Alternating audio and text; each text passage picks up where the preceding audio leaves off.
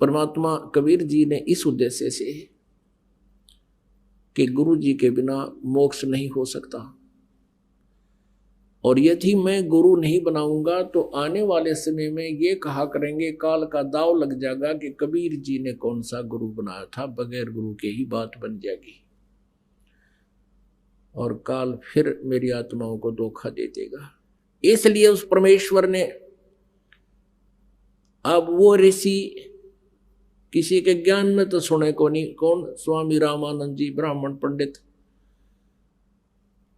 परमात्मा ने उसको ज्ञान सुनाने का कौन सा तरीका अपनाया?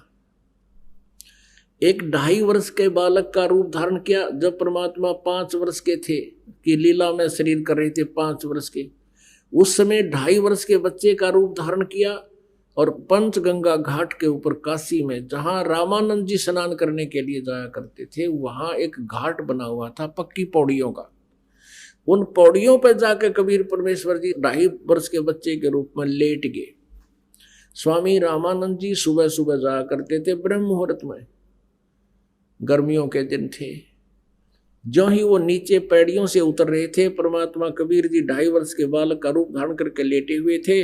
स्वामी रामानंद जी की खड़ाऊं सिर में लगी, काठ की खड़ाऊं पहना करते थे। खड़ाऊं लगते ही परमात्मा ने रोना शुरू किया, जैसे बालक चिल्लाते हैं। रामानंद जी एकदम बहुत तेजी से झुके।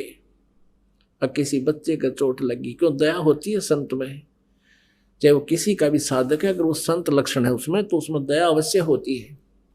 एकदम नीचे झुके थे। गले में एक कंठी होती है, एक मनिये की, तुलसी के लकड़ी का एक ही मन का होता है। वो रामानंद जी अपने गले में डाले रखा करते थे, और अन्य जो शिष्य बनाते थे उनके भी एक वही माला देते थे, कंठी बोलते उसको, एक मन के की। और वो प्रतीक होता था कि ये वैष्णव परंपरा से रामानंद जी का शिष्य, वैष्णव साधु की प्रतीक होती थी, और एक तिलक लगाते थे ऐसे। रामानंद जी जैसे झुके, उनके गले की वह कंठी निकल के कबीर परमेश्वर के गले में डल गई। रामानंद जी ने कहा कि बेटा राम राम बोल, राम राम बोल। सिर पे हाथ रखा छोटे बच्चे के, रो ना बेटा, बैठ जा यहाँ। परमात्मा चुप हो गए, उन्हें तो लीला करनी थी ये।